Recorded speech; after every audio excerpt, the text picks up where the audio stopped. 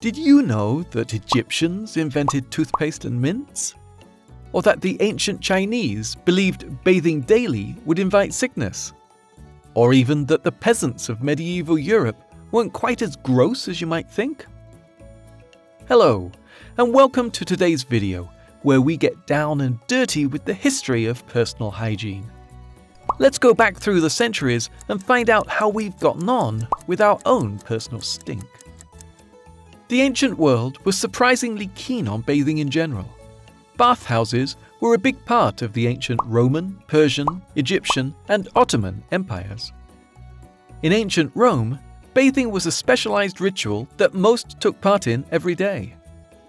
The ancient Egyptians used oils and salts as soaps in their almost daily baths, and the Persians and Ottomans took similar care of their bodies, cleaning themselves regularly. Further east, the ancient Chinese had a rule that bathing was expected once every 5 days, and in between, they wore pleasant-smelling herbs around their waists, like an old-timey perfume. But not all was as clean as appeared. For example, in the Roman Empire, thousands of people lived in close proximity to each other, and things got a bit stinky.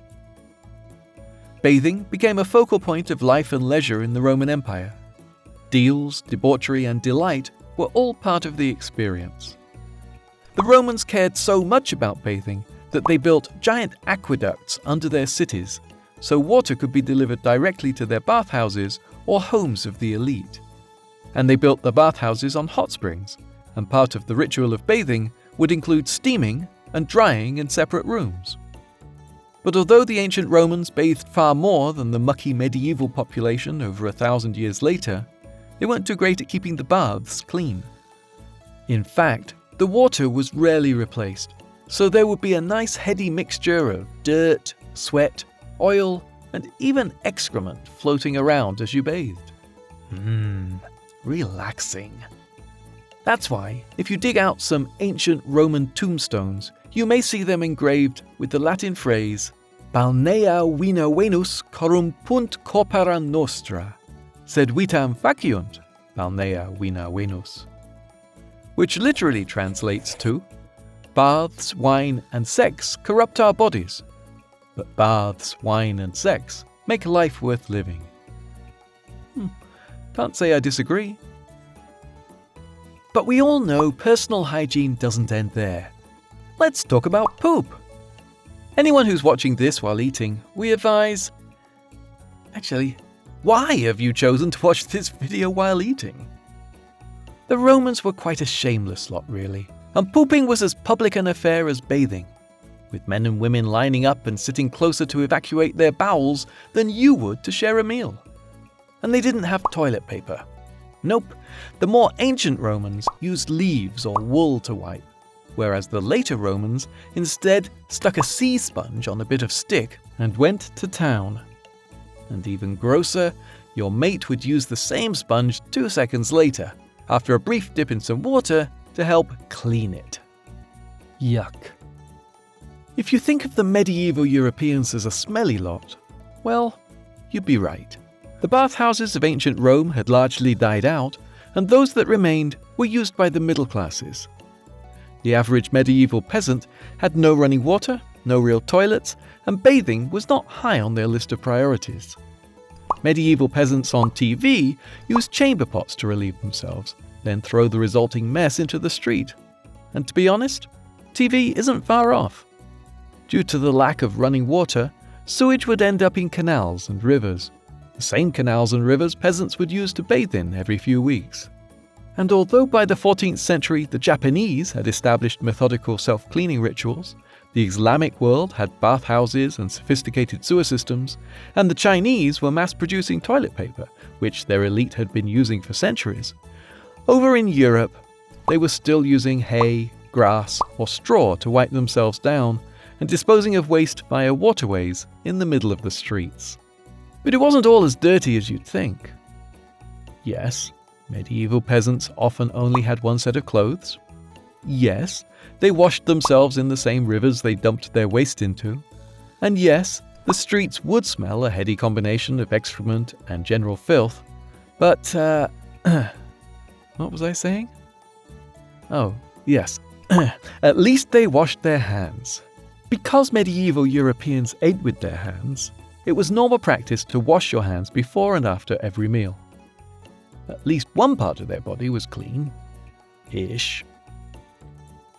This was pretty much the way of things in Europe until the Victorian period.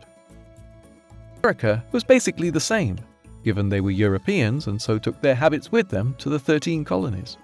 But the Puritans did believe in private bathing and believed to be clean in body was to be clean of sin. How pure of them!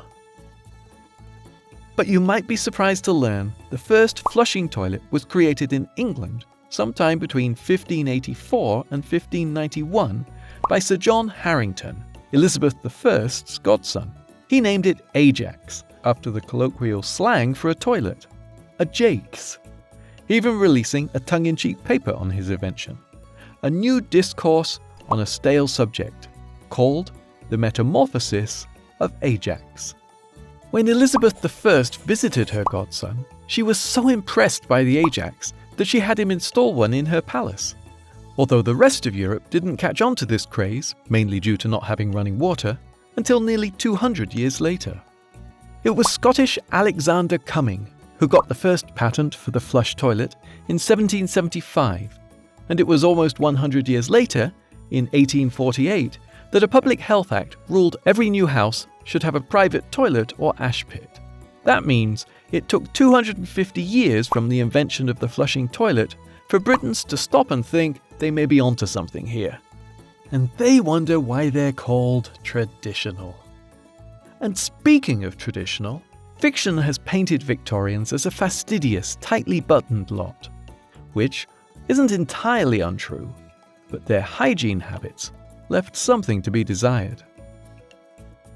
Although the Victorians cleaned themselves more regularly than their medieval ancestors, they weren't too keen to submerge their whole bodies at once. Most Victorian peasants kept a large jug in their homes, which they would use to boil water over the fire and then clean their face, hands, armpits, and groins. At least they realized the smelliest areas. And as we've established, by now Victorians had some sort of toilet facility in their homes, but indoor plumbing still wasn't a thing, and most disposed of their waste in pits under their toilet seats, which, at some point, need emptying. I don't envy that job. Thanks to the Industrial Revolution, cities had suddenly boomed in size, and the waste systems the Victorians had in place simply weren't sophisticated enough to handle the sudden increase. London has been described as particularly filthy, with the smell of ammonia and waste lining the streets.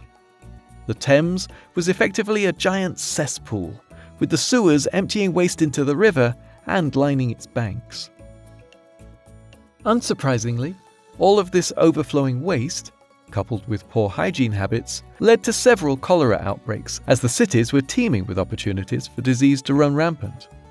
In 1848, during the second outbreak, London physician John Snow noticed the connection between the dirty water and poor sanitation and spikes in disease.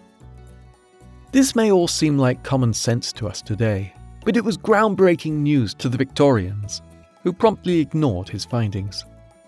Although after a few decades and several more cholera outbreaks, they did finally start to catch on. It all came to a head, or bottom, in 1858, during an extended warm period that dried up the Thames, leaving what was effectively a sludgy mess in its wake. The smell of waste was no longer slightly masked by the semi-clean water, and it became so overpowering, press referred to the event as the Great Stink. Parliament was forced to withdraw, and even wearing little bundles of sweet-smelling herbs, named nosegays, could no longer hide the overwhelming smell from the Thames. The next 30 years were dedicated to creating an integrated and fully functioning sewerage system. The river gradually became cleaner, which, according to historian Peter Ackroyd, the man behind it all, Peter Bazalgette, deserved to enter the pantheon of London heroes for. So, by the end of the Victorian era, we had indoor plumbing, an actual sewer system, and regular bathing. A far cry from the poop-lined streets of the past. It was also in 1888 that the first modern commercial deodorant was invented in America. Although we'd been coming up with various ways to perfume ourselves throughout the centuries, it was the invention of the deodorant and the 1910s ad campaigns that followed that eventually convinced us we smelt bad enough we needed to wash and apply deodorant daily. Which brings us to modern day, where rituals of bathing, perfuming, and grooming are a huge part of our everyday routine and a far cry from the sweaty practices of our ancestors. Do you smell that? There'll be a brand new great stink if you don't like and subscribe.